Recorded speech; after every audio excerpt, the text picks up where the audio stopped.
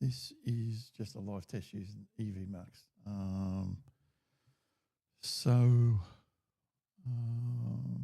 What is Lens and Life?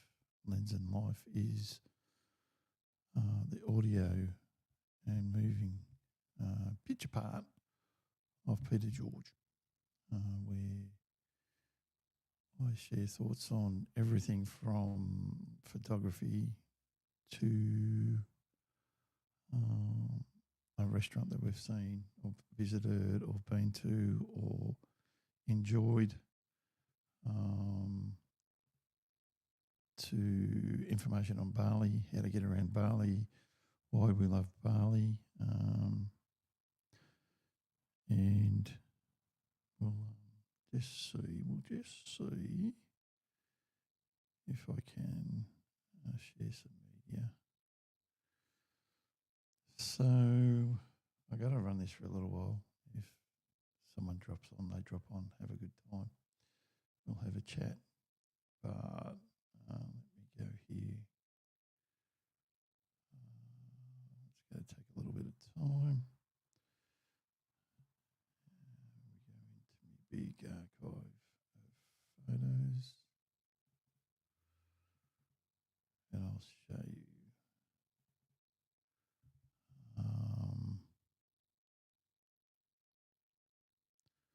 What makes Bali tick for me and why?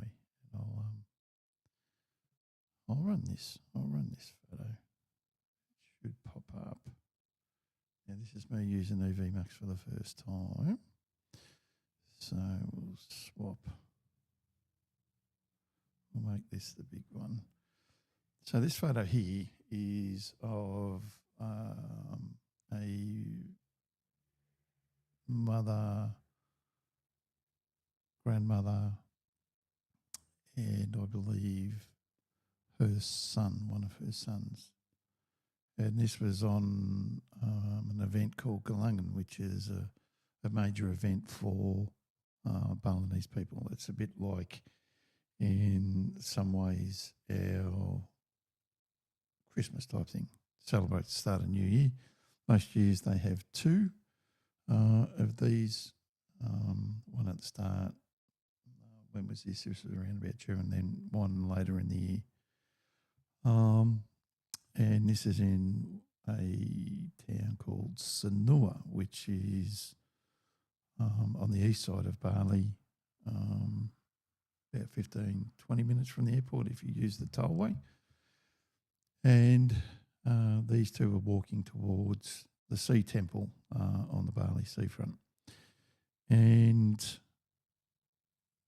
I just saw them walking through the car park of one of the properties, and then I thought, if I get a shot, I'll have a shot at taking their photo. So I proceeded to take this image. And there's another part to this story, and I'll stop sharing this one and I'll get another image up. And then let me get this in, and then we got this photo here. And this was when they were leaving. I'd stayed, friends of ours, it's their temple on the beach, Putri Amade. They visit this temple, and we were invited down for the ceremony for this. Now, the first image was them coming towards the camera, and this is them leaving. And consequently, I wasn't know that this was one of the last photos of the mother and the grandmother. I went back the next year to give them a print of that image, and she had passed away not long after these images were taken. And this is what I keep on saying in the philosophy that I have around how we are today with phones and things like that, where the most photographed society on earth, but will be the least remembered because we keep them all stuck on our phone. So we don't really get to share them and appreciate what an image can do and how an image can be. And, one of those stories, and there's plenty of those around. Plenty of photographers are taking them.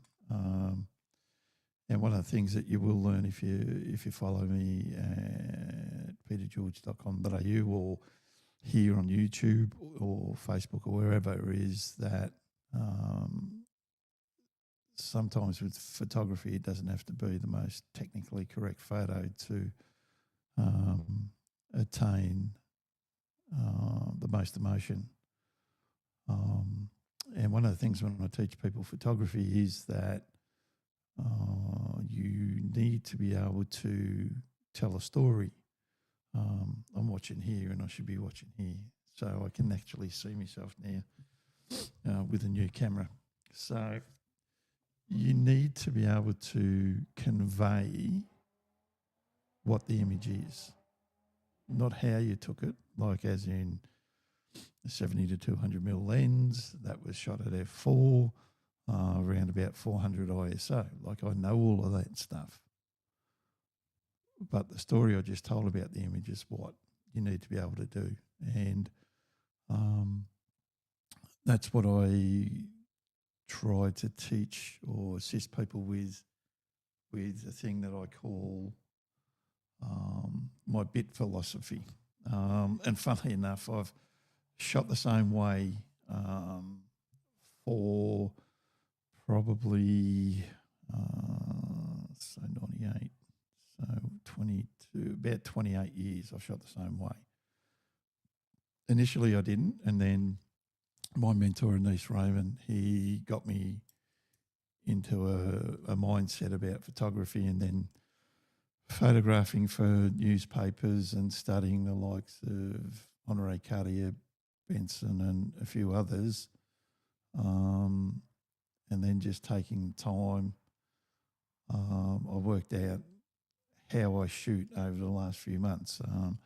People have followed me trying to do this stuff for ages, and I had to go and find why I wanted to share and what I wanted to share and what I want to share from a photography point of view, and it won't necessarily be here on Lens and Live, is my BIT, bit philosophy, which is breathe, intent and timing. So one of the things I challenge people with is with that the photograph starts before the camera's even lifted. And that's the breathing section where you actually have a look around at the environment, take everything in and see what you want to see. Like about a month ago, I did a shoot up in Brisbane, a few months ago now. Time flies when you're having fun. And I just wanted to muck around. I drove Jane and her mum up to the ballet. So I didn't want to drive from Gold Coast up to there and then have to come back. So, and then I found Brisbane as a bit of a town to be a little bit on the boring side to shoot, but that's just me personally. However, I'll just share this because I can. I'll drop this in. So this is part of the Pete George Shoot with Purpose, Share with Heart website. And this image here of Brisbane was one of 5 that I took. I got a little bit bored and thought, nah, there's nothing real there. I was hoping more of the buildings would be lit up, but it was lit up enough to make something of it. And that was it. Now, it's taken me a long time, and this is part of the website. If you want to pop over to petergeorge.com.au, and you can see all different parts. And this is the same as Galungan there. But basically, what I've learned to do is if there's nothing there, don't take it, and don't push yourself to find an image. But when you do, here's the breathe, intent, timing over the, and that's what I mean by know why the frame matters. See the story before the camera comes up. So that's the breathing, preparing you to get there. And then the timing is wait for what's forming. Don't just lift the camera and fire away like no tomorrow. for instance, this image of, I'm pretty sure her name's Monica. She has a stand at the Sindhu Night Market. And that was just me standing there, and there's only two shots, a wider one and this one that's a little bit closer. And that's it. And this is what I want to help wedding photographers with. The same here. There's only a horizontal and a vertical when I go through the files. And this is, if you go to the Lens and Life YouTube channel, you'll see, I'll talk you through the inspiration of this image here. And then the same here, just walking down the street. I don't speak Bahasa or Indonesian. So, for instance, this one here, I just saw the guy standing there and he stood there proud as punch. Now, his role in life is just to take his bike. Sorry, I got a itchy nose, got a bit of hay fever. And collect cardboard, and he gets money for collecting the cardboard. Now, I just lifted up the camera and pointed, and he nodded, and that was it. And then in his broken English and my poor Indonesian, I thanked him and gave him, I think it was 50,000. That's all I had on me, which is about $5 Australian. And that's how I treat everything. If people give me the time to take an image, I give them something in return. And that's how I've always worked. This lady here was a little bit different. She didn't want anything. She was just happy to have someone take a photo. And then, once again, you've seen the couple there before. So that's a bit of the philosophy around it, and why I do what I do when I do take images, and that's just to take the time and enjoy what I do now instead of trying to be the best that I can be. Now, I don't know what's happened here, but something popped up. But sorry. So, yeah, and the other part that I want to teach is for stuck wedding photographers. Now, I spent a decade or so photographing weddings, and even back then I used to shoot in phases. So, and what I mean by that is that each section of a wedding had a phase to it. So bridal prep, groom prep, all of that. And I would just add what I needed. And back then I'd just write down in a notebook what I wanted to take.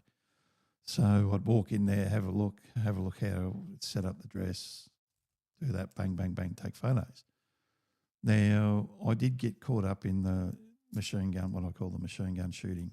And that's when I think my weddings went pear-shaped. So instead of, and it goes back a lot further. And if I can explain it, that when you shoot or shot back in the day when we had film, you would go to a wedding with 10 rolls of film, or I would 8 colour, 2 black and white, 2 bodies. One camera would have the black and white, and the other would have colour. And so you'd have 360 images. I would get it down to 36, and then hopefully there was one super duper one that you could sell a huge print, and then sell that huge print to the whole family.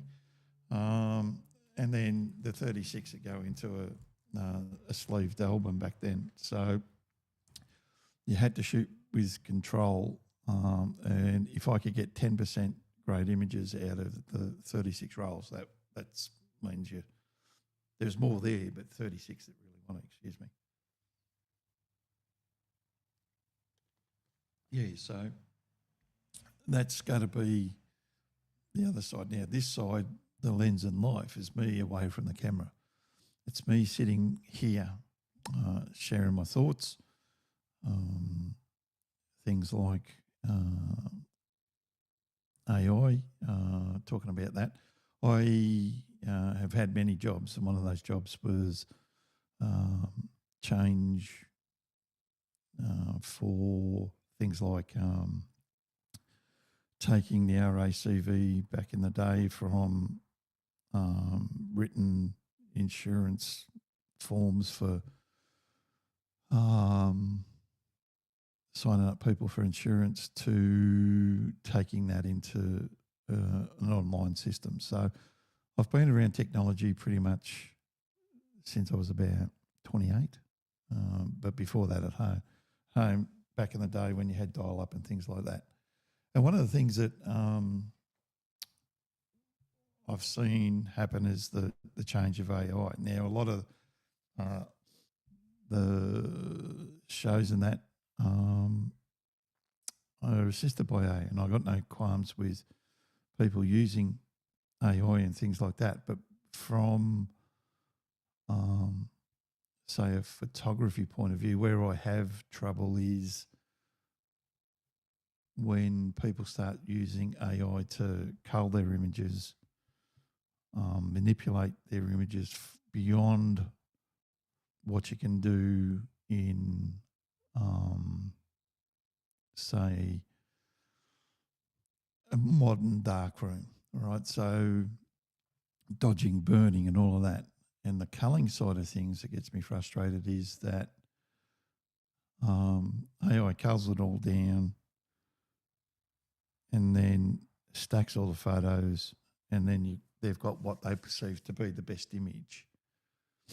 One of the greatest things you can do is reduce the volume that you shoot, phased shooting, and then on the back of your camera, especially with modern cameras now, protect the ones that you think are the great shots. And then that helps you limit how much you have to cull when you get back. So you might have, say, 100 images by the time you finish your shoot, and they're all protected. Pull them in, have a look at them, make sure that they're fine, and then go and find the rest. So they're the sort of things that, from the photography point of view, that I'll bring into it. But the big thing is that over the time I've worked in real estate, sales. I've worked at Dan Murphy as a fine wine specialist and whiskey specialist, and I'll be talking about those things. Be helping people understand Bali a lot more. We'll talk about our trip to Tassie, which I haven't done anything with yet, and that was last August. We go over to Bali this October for 3 weeks. So we've got that happening. So this is just going to be a culmination of Pete away from the camera, and there'll be mainly there'll be a lot of videos. If you go to, let me go to the YouTubies. Hang on, let me go to YouTube, and I'm getting control of all of this here. This is me just testing out EVMAX, to be honest. EV Max, and I'll have a link for that down the track. So here, let me share. Oh, it's locked at work. Or also have a look at this and so let's share that. Bring that in here. So that's the podcast side of things. These two videos here, that's an interview with Colin Lilly I did ages ago. Great story. I know it's on another brand, but hey, be done with it. That there's my story and insight after attempted suicide in 2021. And here's the bike full of cardboard taught me this, and I go through that. So this is the Lens and Life site. And we're live, and it's looking all right there. Not much latency, so that's pretty cool. Yeah, so that's a good 20 minutes of me just rambling on. And hopefully, when I start promoting this a little bit more, and not just jumping on and doing what I've done just to make sure everything works. Goose. Remove from scenes. I've got to remember to do that once I've cleared out that. And just, so I just got Foxtel with a bit of AFL from Melbourne. AFL's the sport that I follow. Sorry, folks, if you follow footy, but Sydney's playing Richmond and it's 6 minutes to go in the second quarter and it's 91-39. That's not pretty. 14-7-91 to 6-3-39. And if you get on the tail of this and you saw what happened last night in the first few minutes with a goal that wasn't given to the Geelong. Suck eggs, Geelong. Bit of time you had to rubber the green for a bit. So, yeah. Let's see how this all ends, comes together and see what I can do with it. But there we go.